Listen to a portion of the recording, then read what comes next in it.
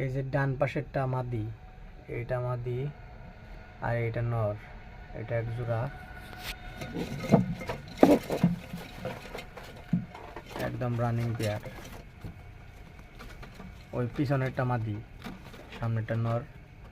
অনেক ডাকাডাকি করে, একদম ফ্রেশ। নরটা অনেক ডাকে, সারাটা দিনই ডাকাডাকি করে। আর এই বাসা আছে একটা এক পেয়ার। এইটা মাশাআল্লাহ একদম মাস্টার পেয়ার, সুপার ফ্রেশ।